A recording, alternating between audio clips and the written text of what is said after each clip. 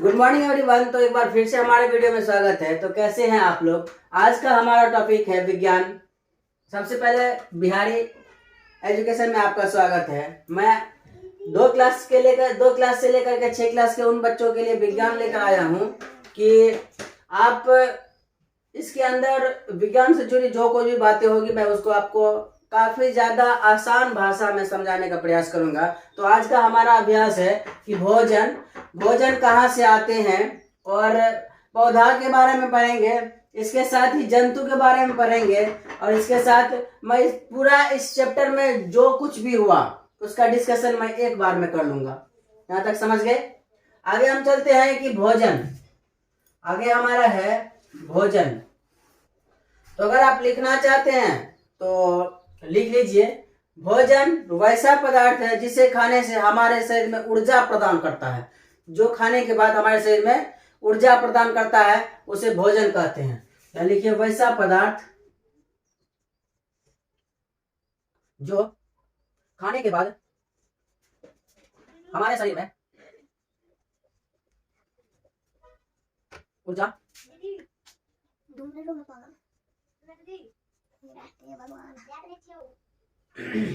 तो यहाँ पे आप समझ लीजिए कि वैसा पदार्थ जो भोजन खाने के बाद हमारे शरीर में ऊर्जा प्रदान करता है उसे भोजन करते हैं। तो हम अपने शरीर में ऊर्जा प्रदान करने के लिए तो कुछ ना कुछ तो खाते हैं।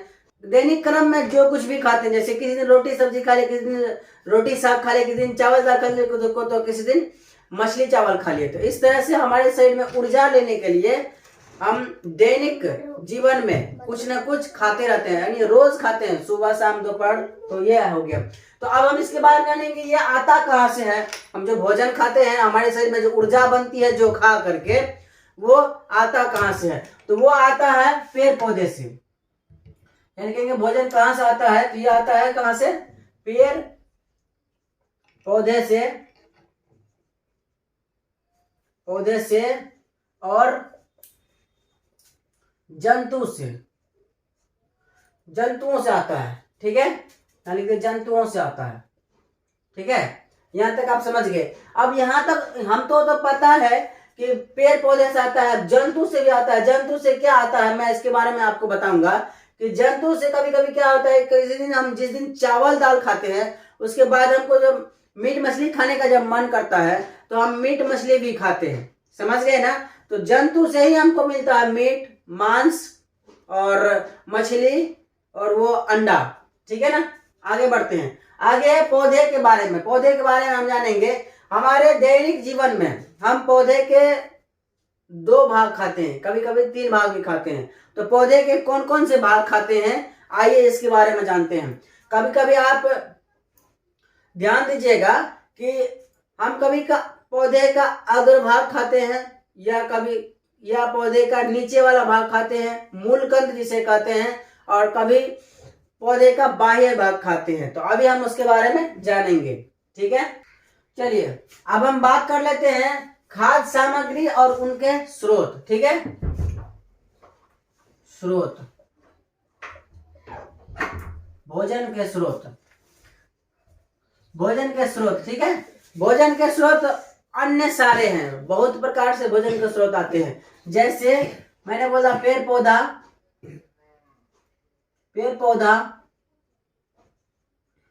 पौधा और जंतु। ठीक है, यहां तक आप समझ गए। पेड़ पौधा से हमको क्या सब मिलता है ये एक सारणी में लिख लेंगे। जैसे पेड़ पौधा से हमें मिलता है गेहूं, चावल, दाल, सब्जी। यहां तक आप समझ गए। अब हमको जंतु से क्या मिलता है, मांस, मछली, अंडा और दूध। यहां तक आप समझ गए। हमको पेड़ पौधे भोजन के स्रोत यहाँ बात कर रहे हैं। तो भोजन के स्रोत में हमको क्या मिलेगा, पेड़ पौधा से गेहूं, आटा, चावल, दाल, सब्जी, ये आपको पेड़ पौधा से मिल जाएगा। अब बात करते हैं जंतु से क्या सब मिलेगा। तो जंतु से मिलेगा मांस, मछली, अंडा और दूध। है ना, ये हमको जंतु से मिल जाता है। तो यहाँ तक आप समझ गए। तो अभी आपने पेड़ पौधे के बारे में समझ गया। अभी मैं बात करूंगा पेड़ पौधे के बारे में। तो पेड़ पौधे जो हमारे बहुत प्रकार से, कभी कभार आप सीताफल के बारे में जानते होंगे, जिसे कदीमा कहते हैं। कदीमा, सीताफल, ठीक है। अब मैं बात कर लेता हूँ, कभी कभार लत्ती वाला भी पौधा देखे होंगे जिसमें हमको मिलता है फल, ठीक है। उस लत्ती वाले पौधे में फल मिलता है, जैसे खीरा,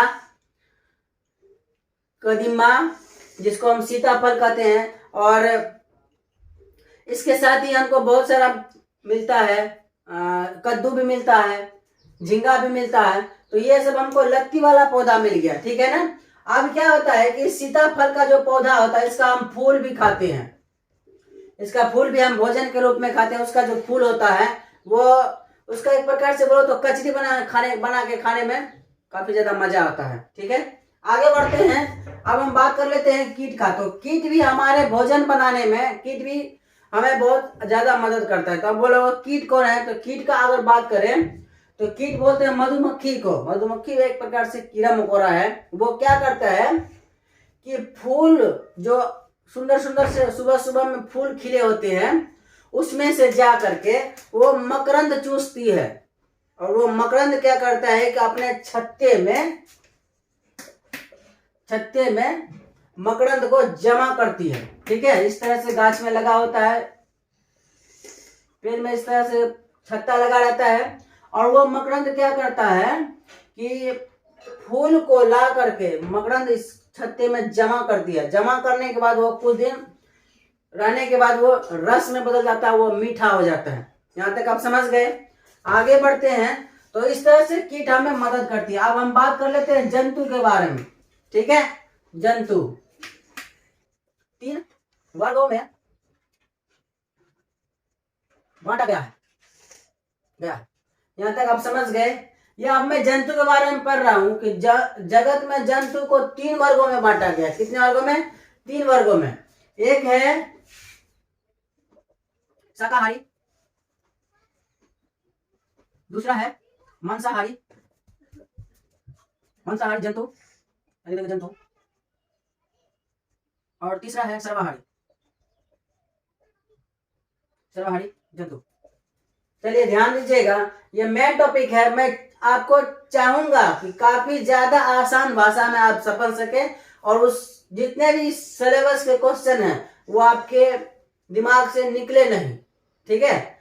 तो अब हम आप क्या करते हैं केयर, तो कर दीजिए अपने दोस्तों के साथ शेयर, ठीक है। आगे बढ़ते हैं। शाकाहारी जीव किसे कहते हैं, मांसाहारी जीव किसे कहते हैं? यहाँ पर तो आप जान रहे कि जिस संसार में, इस जगत में, पूरे पृथ्वी का बात कर लो, ठीक है। इस जगत में जंतु को 3 वर्ग में बांटा गया है। कितने वर्ग में? 3 वर्ग में। यहाँ पे अब मैं बात करूंगा, पहला है शाकाहारी, दूसरा मांसाहारी और तीसरा सर्वाहारी। यहाँ तक क्लियर है? आगे है शाकाहारी जीव किसे कहते हैं। तो चलिए मैं इसका डिफिनेशन लिख देता हूं, इसके बाद मैं आपको समझाऊंगा। तो लिखिए, वैसा जीव जो पेड़ पौधे खाता हो उसे शाकाहारी जीव कहते हैं, ठीक है। अब मैं यहाँ पे बात करूंगा कि वैसा जीव जो पेड़ पौधे खाता हो उसे शाकाहारी जीव कहते हैं, जंतु कहते हैं। अब है मांसाहारी, आप लिखिएगा वैसा जीव जो सिर्फ मांस खाता हो उसे मांसाहारी कहते हैं।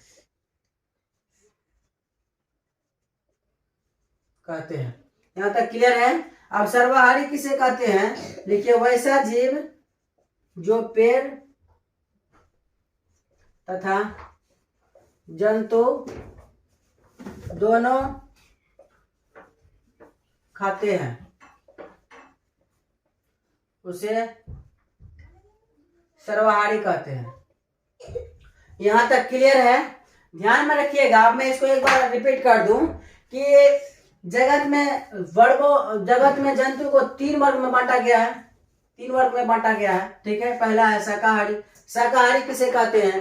कि वैसा जीव जो पेड़ पौधे खाता हो, शाकाहारी हो गया, सिर्फ पेड़ पौधे ही खाएगा। अब इसमें आने वाला क्या होगा कि गाय, भैंस, बकरी, हिरन, खरगोश, ये सभी शाकाहारी जीव हैं, क्योंकि ये घास फूस के अलावा ये दूसरा कुछ भी नहीं खाएगा, दूसरा चीज खाता ही नहीं है, तो ये शाकाहारी जीव आएगा। सिर्फ पेड़ पौधे पर निर्भर है कि हरा पेड़ पौधे मिलेगा तो वो खाएगा। ठीक है, आगे है मांसाहारी जीव, वैसा जीव जो सिर्फ मांस खाता हो। ठीक है, वैसा जीव जो मांस खाता हो। आपने देखा होगा कि बहुत सारे ऐसे जीव हैं, जैसे मान लीजिए शेर है, बाघ है और कुत्ता है। तो कुत्ता भी क्या होता है कि मांस ही खाता है। तो शेर आपने देखा होगा कि शेर को अगर आप किसी पेड़ का टहनी डालोगे उसके अंदर तो नहीं खाएगा, अगर मांस का टुकड़ा एक भी डालोगे तो वो खा लेगा। यहाँ तक आप समझ गए। तो इसमें आ जाएगा शेर, बाघ, घड़ियाल, ये सब भी आएगा। आगे बात कर लेते हैं सर्वाहारी जीव, वैसा जीव जो पेड़ तथा जंतु दोनों खाते हो, वह सर्वाहारी जीव में कहलाते हैं। ठीक है, सर्वाहारी जीव का आपको यहाँ पे पता चल गया कि वो पेड़ पौधे भी खाएगा और जंतु को भी खाएगा। ठीक है, तो अब मैं इसके बारे में थोड़ा और डिटेल बात करूंगा। यहाँ तक जब आप उतार लिए हैं तो चलिए इसको हम मिटा डालते हैं। ठीक है, इसके बारे में और थोड़ा अध्ययन हम करेंगे, इसके बारे में हम थोड़ा और अध्ययन करेंगे कि अब हम शाकाहारी जीव का अगर उदाहरण कहेगा लिखने के लिए 10 ठो, 20 ठो, 50 ठो, कुछ भी टेंशन नहीं है, क्योंकि हमको पता है कि वैसा जीव जो सिर्फ पेड़ पौधे खाता है उसे शाकाहारी कहते हैं, और वैसा जीव जो सिर्फ मांस खाता है उसे मांसाहारी कहते हैं, और वैसा जीव जो दोनों खाता हो, पेड़ पौधे भी खा लेगा और मांस भी खा लेगा, तो उसे वो आ जाएगा सर्वाहारी में। यहाँ तक क्लियर है। आगे बात कर लेते हैं हम कि चलिए वीडियो अच्छा लगा तो कर दीजिएगा लाइक और अपने फ्रेंड को शेयर करना ना भूलिएगा। ठीक है ना। तो अब हम बात कर लेते हैं, ये इसका उदाहरण अब हमको लिखना है। क्या लिखना है? उदाहरण। ठीक है, तो यहाँ पे हम लिख देंगे गाय, भैंस, हिरन, खरगोश। यहाँ तक समझ गए। आगे हम बात करते हैं मांसाहारी जीव में। यहाँ पे आ जाएगा शेर, बाघ, कुत्ता। अब ये कुत्ता सर्वाहारी में भी आएगा। मैं आपको यहाँ पे कुत्ता है तो वो भी मांस खाता है, इसीलिए अब सर्वाहारी में भी आएगा या मांसाहारी में आएगा। तो मांसाहारी में अधिकतर मांस से खाता है, इसलिए मैंने इसको यहाँ पे रखा है। आगे और भी है। अब मैं बात कर लेता हूँ सर्वाहारी जीव का। तो सर्वाहारी जीव में क्या होता है कि अभी आपने मनुष्य को देखा हो, जैसे मैं हूँ या आप हैं, तो कभी कभी क्या होता है कि सब्जी रोटी भी खा लेते हैं, साग भात भी खा लेते हैं, दाल भात भी खा लेते हैं, लेकिन कभी कभार क्या होता है कि हमको ज्यादा एनर्जी जब चाहिए तो हम क्या करते हैं, मांस भात खा लेते हैं, अंडा भात खा लेते हैं, दूध भात खा लेते हैं। ये सब क्या किससे मिलता है? तो मैंने आपको बताया था कि जंतु से मिलता है। यहाँ तक क्लियर है। आगे मैं बात कर लेता हूँ सर्वाहारी जीव का उदाहरण जब लिखना है तो पहले मानव लिख देंगे, मानव जैसे हम या आप। यहाँ तक समझ गए। आगे है कि उसके बाद आ जाएगा कुत्ता। कुत्ता जब हम पालते हैं तो उसे क्या देते हैं, किसी दिन मांस भी देते हैं तो किसी दिन सब्जी दाल भी दे देते हैं, दाल भात भी दे देते हैं, भात भी खा लेता है, रोटी भी खा लेता है। अब यहाँ पे आ जाता है बिल्ली। बिल्ली हो गया। हाँ, यहाँ पे कौवा लिख दीजिए, कौवा, मैना, ये सब जो है आपको आ जाएगा। तो आपने यहाँ पे देखा कि जंतु जगत में 3 वर्ग में बांटा, पहला शाकाहारी, दूसरा मांसाहारी, तीसरा सर्वाहारी। यहाँ तक में कोई प्रॉब्लम है? प्रॉब्लम है तो आप कमेंट करें, मैं उसको आपको रिव्यू करके आपको फिर से बताऊंगा। मैं अपने आसान भाषा में आपको समझाने का प्रयास किया हूँ। अगर आपने समझ गया होगा तो अच्छी बात है, नहीं तो आप कमेंट करिए, मैं उसका जरूर जवाब दूंगा। यहाँ तक मैं आपको क्लियर है। आगे हमारा चैप्टर है अभ्यास। ठीक है, अभ्यास में आगे हमारा चैप्टर है अभ्यास। अभ्यास में हमने बात करेंगे कि हमने इस चैप्टर में जो भी पढ़ा उसको मैं एक बार में रिपीट कर लूंगा, ताकि अगर मैं रिपीट करता हूं और आपको 5 दिन में या 4 दिन में उसी चीज को आप बार बार रिपीट करते हो और दिमाग में बैठा लेते हो तो आप भूल कर भी नहीं भूल पाओगे। चलिए अब बात हम कर लेते हैं कि जगत में जो है बहुत सारे ऐसे जंतु है जो हमको दूध देता है और जो हमको मांस देता है ना। तो अब हम उसका भी सारणी बनाएंगे। दूध दूध देने वाले जंतु, दूध देने वाले जंतु, ठीक है, और मांस देने वाले जंतु।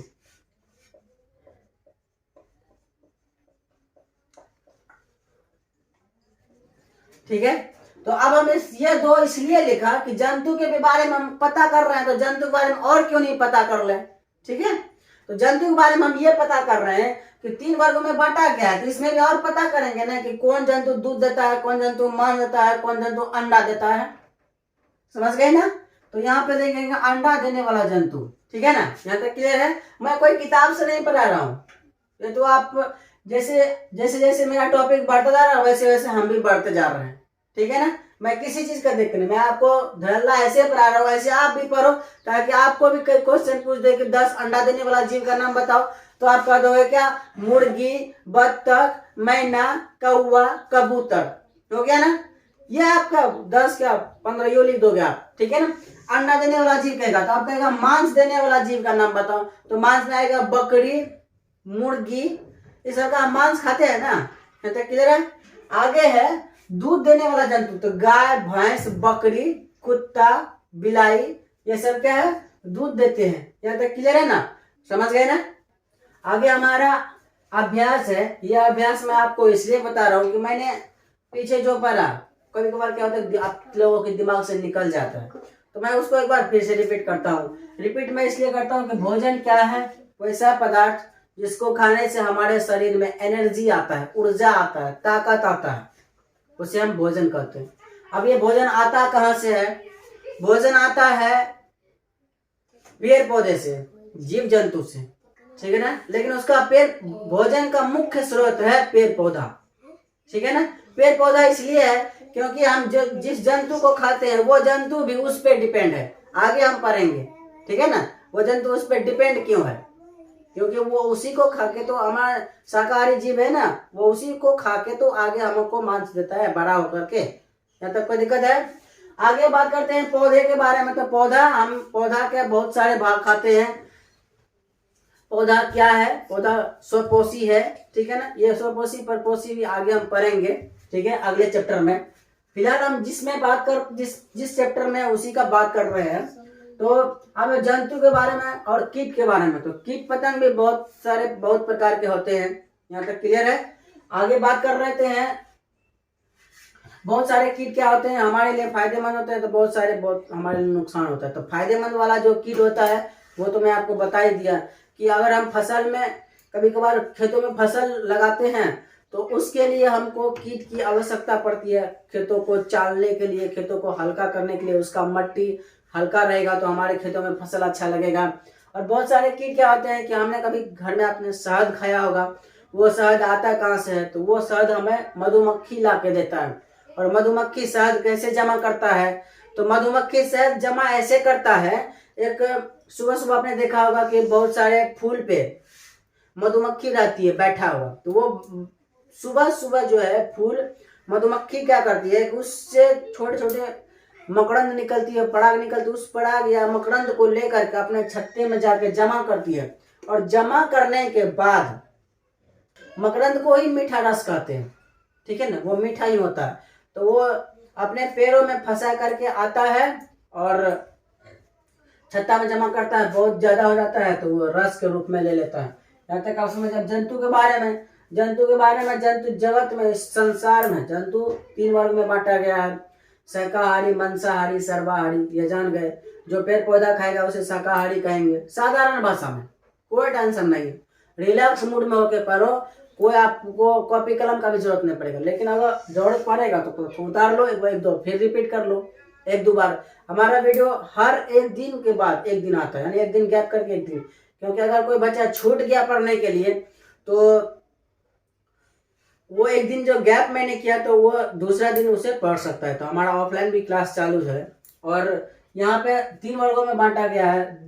अब यहाँ पे जंतु के भी अनेक प्रकार है, कोई दूध देता है, कोई मांस देता है, कोई अंडा देता है। कोई दिक्कत है?